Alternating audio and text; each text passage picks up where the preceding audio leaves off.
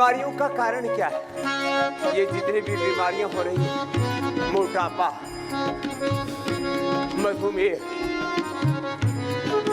BP, sugar, cholesterol, मोटापा, thyroid, liver kidney failure, वात पित्त कफ दोष, इन सब रोगों का मुख्य कारण क्या है? इन सब रोगों का मुख्य कारण है या तो हम योग विमुख हो गए, या तो हमें भ्रमित करके योग से, वेद से, जरा गौर से सुनना, एक वाक्य में जीवन का सारा निचोड़ है। गांव की भाषा, निचोड़ क्या है भाई? मर्म क्या है? तंत्र क्या है? जीवन का तत्व क्या है? तत्व को तंत्र बोलते हैं गांव की भाषा में। What is the aspect of life? जीवन का तंत्र क्या है? जीवन का तोड़ क्या है? निचोड़ क्या है? सार क्या है? योग, वेद और सनातन धर्म से विमुखता ही सब रोगों का, सब प्रकार के दुखों, दरिद्र का, बदहाली का कारण। अब एक एक करके ऐसे कहने भी लगे हैं साइंटिफिक वर्ल्ड में भी, less physical activity, over eating, unhealthy eating, unhealthy lifestyle, less oxygen supply, stress is the main cause of all diseases. आज इसी तत्व पर आपको पूरा बोध देंगे। ये जितने भी रोग हैं, अब मोटापा क्या है? आपकी बॉडी का मेटाबॉलिज्म, आपके भीतर का लाइपोलाइसिस कम होगा, लाइपोजेनेसिस बढ़ गया, इसी से मोटापा बढ़ गया। मोटापा का कारण बताया, मोटापा का कारण बताया लाइपोलाइसिस की कमी, लाइपोजेनेसिस का बढ़ना। ऐसे ही कैंसर का कारण क्या है? जिसको बहुत बड़ी हम बीमारी मान बैठे। ठीक है, बड़ी बीमारी भी है, लेकिन उसका कारण क्या है? एपोप्टोसिस का गड़बड़ होना। एक दिन से लेकर के 100 दिन में 99% शरीर की कोशिकाएं बदल जाती हैं। करो, पुरानी खत्म हो जाती है, नई बन जाती है। इसको एपोप्टोसिस कहते हैं। पुरानी कोशिकाओं का निर्वाण और नई कोशिकाओं का निर्माण। एक सेल के बनने का, सेल क्रिएशन का, सेल के निर्माण का और उसके निर्वाण, उसकी सेल डेथ का एक फिक्स प्रोग्राम है। वो बाधित तो हो जाए, कैंसर हो जाता है। अब देखो, ऐसे पूरे बैठो, पूरे उठो। अब बहुतों के तो इसी में गोड्डे टिक लेते हैं, थोड़ा सा है। सेल का एक डिसिप्लिन, अथ योगानुशासनम।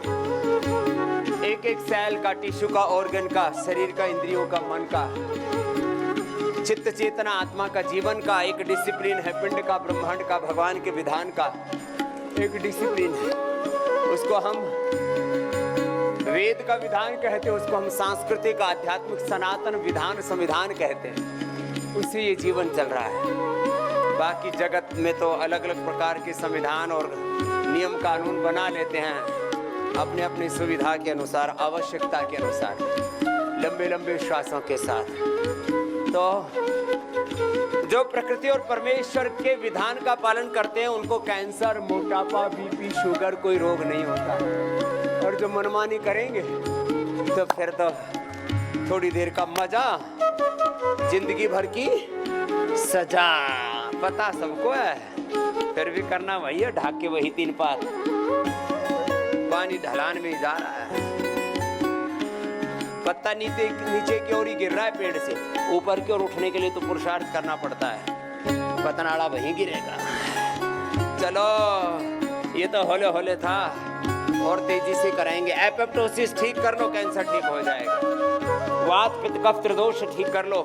त्रिदोष और त्रिदोष जन्य रोग ये सारे जिनको लाइफस्टाइल डिजीज कहते हैं। अच्छा, लाइफस्टाइल डिजीज तो सब बोल रहे, अरे लाइफस्टाइल ठीक कर ले, लाइफस्टाइल डिजीज ठीक हो जाएंगे। जिस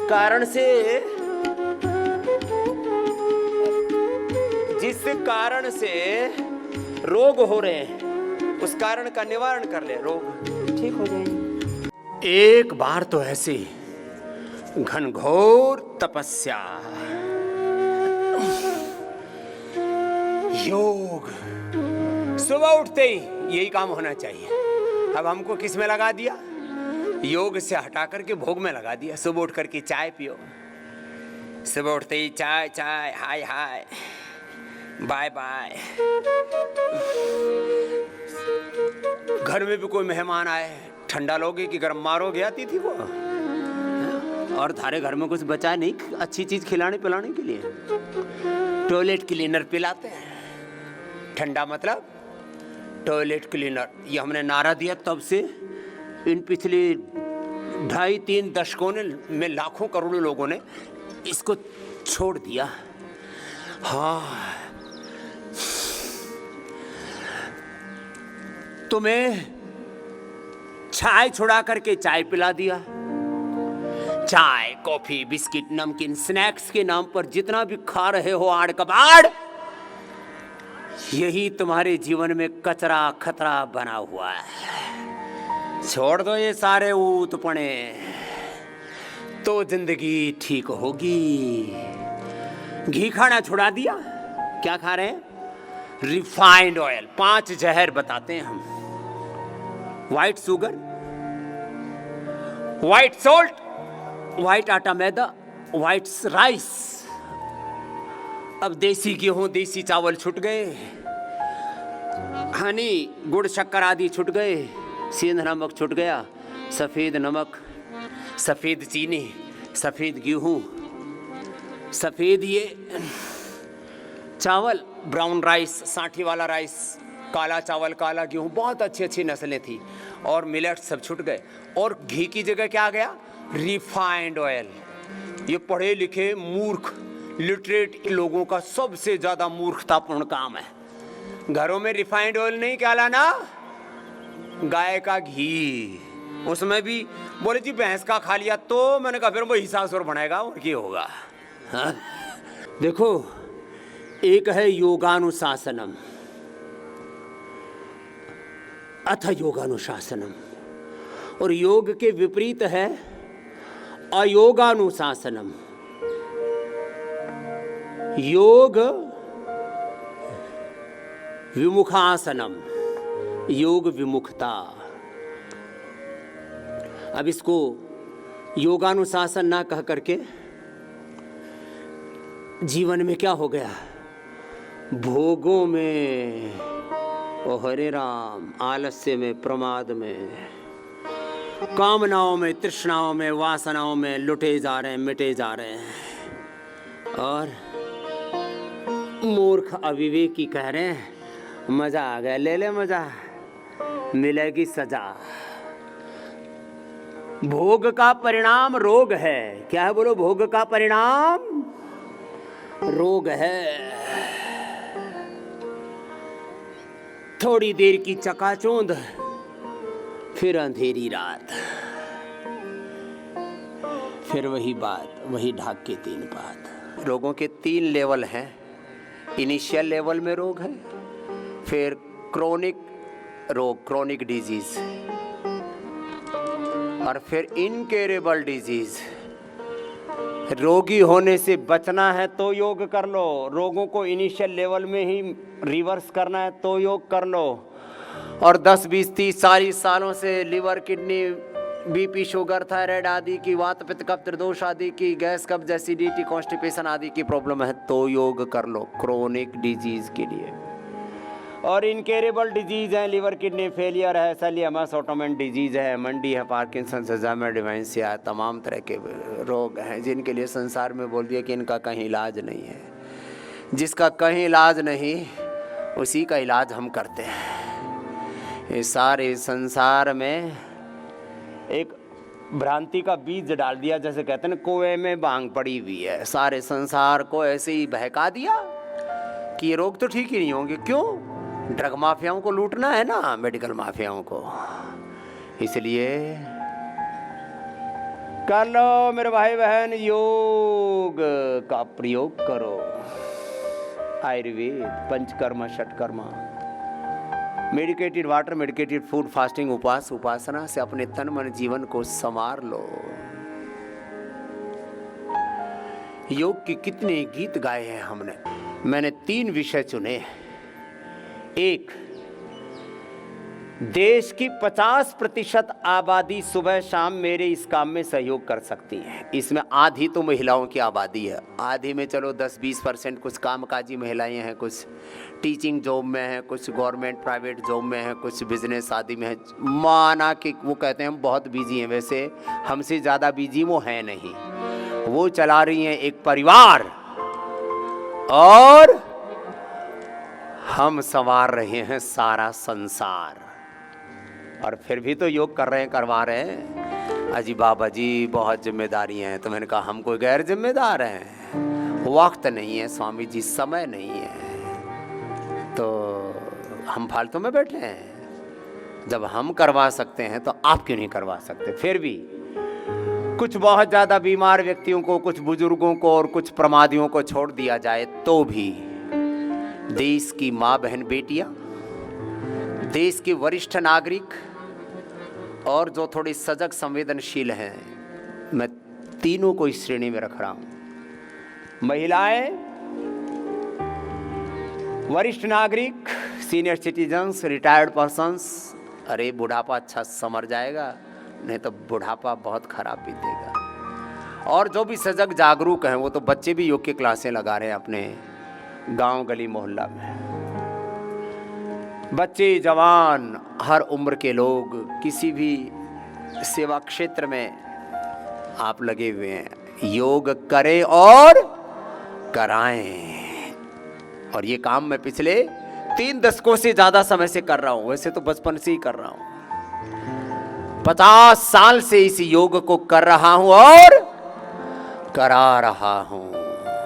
और सारा संसार अब योग की शरण में आ गया है। योग, आयुर्वेद, पंचकर्म, षटकर्म, पंचमहाभूत चिकित्सा, मेडिकेटेड वाटर, मेडिकेटेड फूड, उपवास, उपासना, इतना बड़ा तंत्र है।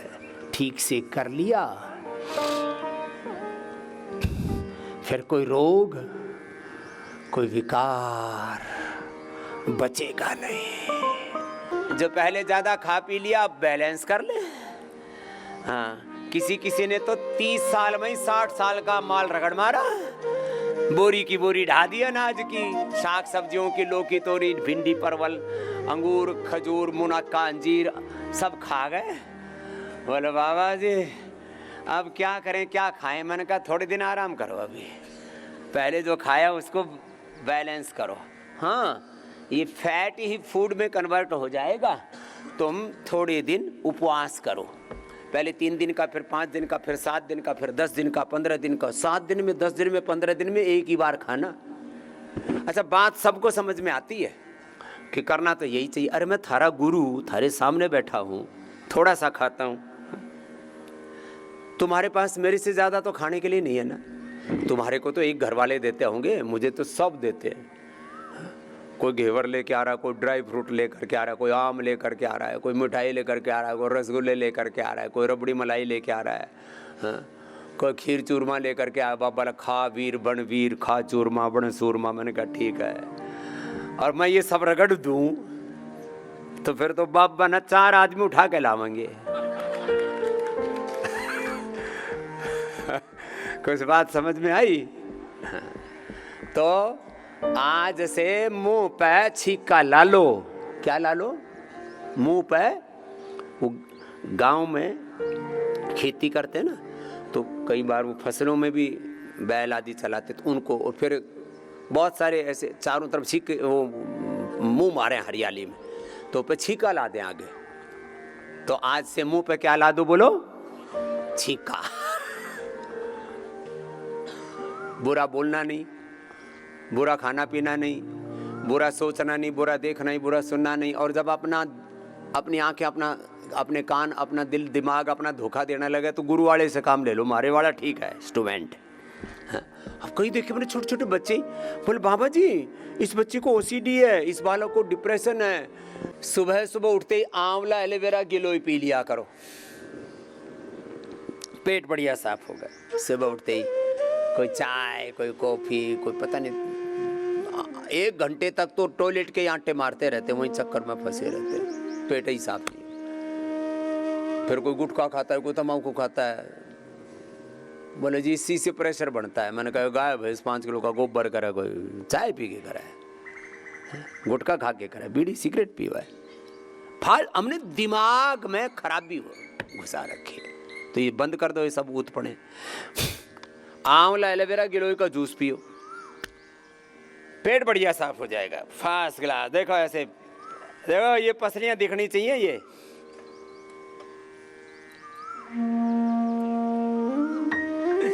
तुम्हारे मसंड तने हुए।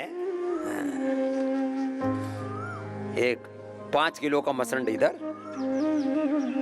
5 किलो इधर, 10 किलो इधर और 5-5 किलो इधर उधर, चारों तरफ लपेट रखा है।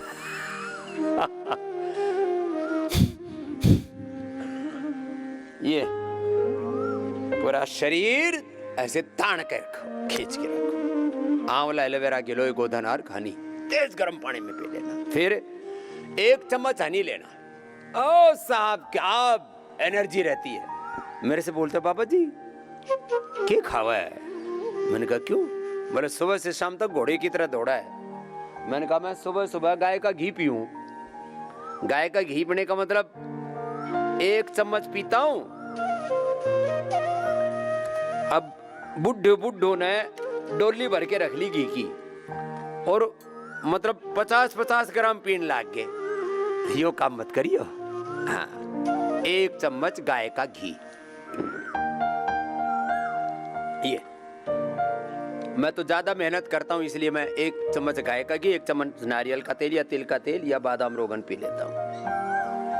ये तो अपने अपने सामर्थ्य के अनुरूप 1 चम्मच। और इससे ना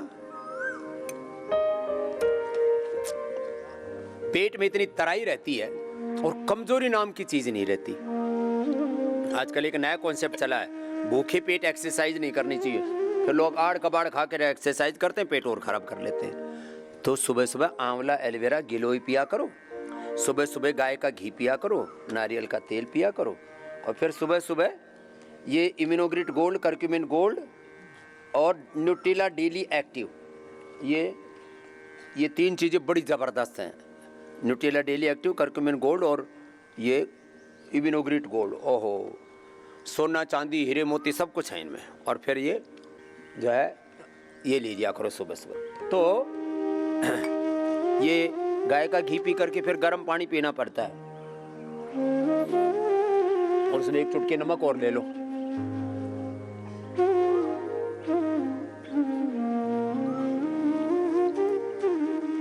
पूरे शरीर में रच बस जाता है। फिर कहते हैं शरीर में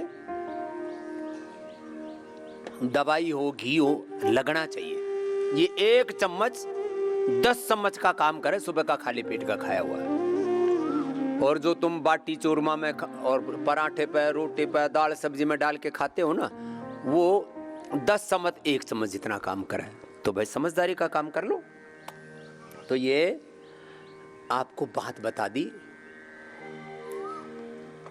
खान पीन की और जीण की, सही तरीका, सही सलीका बता दिया। सुबह सुबह का हो गया नाश्ता, हमारा तो शाम तक का गुजारा हो गया इसी में ही। बोले बाबा जी बस इतना ही? और यहाँ सुबह थाली भर के दड़िया खावें, कोई ओट्स खावें, कोई स्नैक्स के नाम पर फिर कॉम्प्लेक्स खावें, मूसली खावें और मुसड़ भर के हो जाओ फिर। ओ राम, दोपहर को फिर शाम को पेलम पेल रहता है। हम थोड़ा सा खाते और तुम्हारे सामने बैठे 2 गिलास दूध पीते हैं। मैंने नारियल पर भी रह के देखा 40 दिन तक, नारियल का पानी बस। फिर जब घने दिन हो गए, 20-25 दिन, मैंने कहा भाई वजन जो है फिर वो 61-62 के करीब पहुंच गया। फिर लोग कहने लगे, बोले बाबा जी क्या हो गया? फिर मैंने थोड़ा नारियल की गिरी और खाली 40 दिन तक। कितने दिन तक? 40 दिन तक कुछ नहीं बिगड़ा। और यहाँ सब सुन लो, सब ये कर सकते हो। हाँ, फिर मैंने दूसरा प्रयोग किया, दूध में थोड़ा खजूर या थोड़ा मुनक्का अंजीर या कुछ थोड़ा बादाम या थोड़ा, अब तो आम आ गया है, थोड़ा आम डाल करके पी लो। ये स्वस्थ व्यक्ति के लिए बता रहा हूं। अब रोगों के हिसाब से बीमारी के लिए दवाई हमने बना रखी है। लीवर के लिए लीवोग्रिड, किडनी के लिए रीनोग्रिड, हार्ट के लिए कार्डियोग्रिड, थायराइड के लिए थायरोग्रिड, प्रोस्टेट के लिए प्रोस्टोग्रिड, अलग अलग, सोराइसिस के लिए सोरोग्रिड, मस्तिष्क के लिए मेधावटी, मेमोरी ग्रिड, अलग अलग औषधियों का सेवन कर लेना। सुबह सुबह की ली हुई औषधियां 10, 20, 50, 100 गुना, अनंत गुना फायदा करती हैं। गौर से सुनना, सजग रहो, जागरूक हो, अंतर्मुखी बनो, एकाग्रचित्त बनो और अपने ब्रेन को पॉजिटिव सिग्नल दो। 1 सेकंड के 1,00,000वें हिस्से में ब्रेन के signal 37 trillion cells, tissue, organs तक, अष्टचक्र, नवद्वार, 72 करोड़ 72 लाख 10,201 नाड़ियों तक, स्थूल सूक्ष्म कारण शरीर, अन्न में, प्राण में, मनो में, विज्ञान में, आनंद में, कोष तक पहुंच जाते हैं। कितना बोला? 1 सेकंड के, क्या बोला? 1 सेकंड के 1,00,000वें हिस्से में ब्रेन के सिग्नल पूरी बॉडी को मिल जाते हैं। इसलिए अपनी ब्रेन की सिग्नलिंग ठीक कर ले, अपनी ब्रेन की फ्रीक्वेंसी, अपने मन के तार योग से, गुरु भगवान से जोड़ ले। बावड़े, क्यों आफत में, क्यों गफलत में, क्यों उधेड़ बुन में, क्यों आपाधापे में, क्यों मार धाड़ में अपना जी उलझाया, आत्मा को बरमाए बैठा है ना। पॉजिटिव सोचो, अपने आप को पॉजिटिव सिग्नलिंग दो, इसी से सारे रोग मिटते हैं। नॉर्मल बीपी शुगर से लेकर के कैंसर जैसे रोगों में स्टडी हुई है, रिसर्च हुआ है। Auto suggestion meditation, self guided meditation, Shrimad Bhagavad Gita का शब्द बोल रहा हूं, तत्व, योग तत्व, आत्म संयम योग, आत्म उपचार योग, आत्म साक्षात्कार योग, self healing to self realisation. ये है योग से आत्म स्वास्थ्य से लेकर के वैश्विक स्वास्थ्य, individual health, wealth, peace, harmony, collective health, universal health, universal peace, joy, happiness, unlimited happiness. We are achieving through yoga. We are achieving in ourself. अपने आत्मा में ये सब कुछ है। योग करना है और कराना है। योग व्रती बनना है। क्या बोला? जोर से बोलो।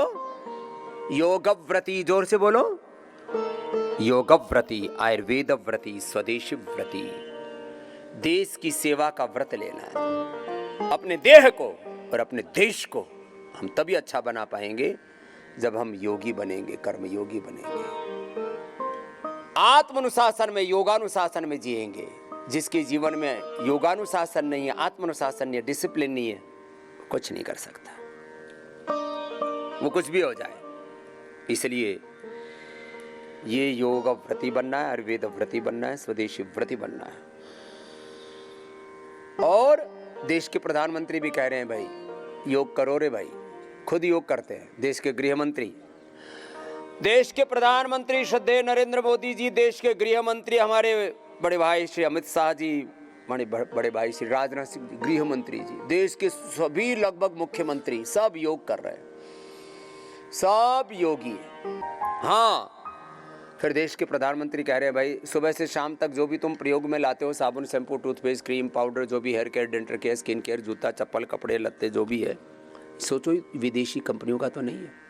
एक ईस्ट इंडिया कंपनी ने और उनके चेले चपाटों ने 100 ट्रिलियन से ज्यादा की लूट की। ये तो 130 साल की लूट बता रहा हूं मैं। ईस्ट इंडिया से शुरू करके ब्रिटिशर्स ने, सब ने मिलकर के, अकेले ईस्ट इंडिया कंपनी से लेकर के टॉप 10 ब्रिटिशर्स हैं। East India company, house of Commons, British सरकार ने और उनके चेले चपाटों ने 100 ट्रिलियन से ज़्यादा लूटा। 100 ट्रिलियन, जो पूरे विश्व की कुल अर्थव्यवस्था, इतना तो आर्थिक लूट की, सामाजिक लूट की। 5 लाख से ज़्यादा हमारे वीर वीरांगनाओं की शहादत हुई, कितने जुल्म जातियाँ की हैं। ऐसे उन कंपनियों के प्रति आज भी हम सहानुभूति रखते हैं। इसमें क्या है, जो विदेशी लुटेरे हैं ना, इनके पाप, इनकी क्रूरताएं, इनके अत्याचार, जुल्म जातियाँ, तुम जानोगे कैसे कैसे इन्होंने देश की सामाजिक, आर्थिक, राजनीतिक हानि की है, कैसे कैसे इन्होंने क्रूरताएं की, अत्याचार किए, दुराचार किए, व्यभिचार किए हैं, इस देश को तोड़ा है। ओफो, इसलिए मैं सबसे कहता हूँ, विदेशी कंपनियों का, विदेशी सामानों का बहिष्कार करो, बाइकाट करो, और योग वेद मूलक सनातन जीवन पद्धति को खुद अपनाओ, सब तक इसको फैलाओ। इसी से अपने राष्ट्र का और विश्व का मंगल होगा। विश्व में योग से शांति आएगी, समृद्धि आएगी, खुशहाली आएगी, स्वास्थ्य आएगा, जीवन सबका अच्छा बनाएगा। कितना उन्नत है ये योग, फिर भी न जाने योग को क्यों छोड़ दिया।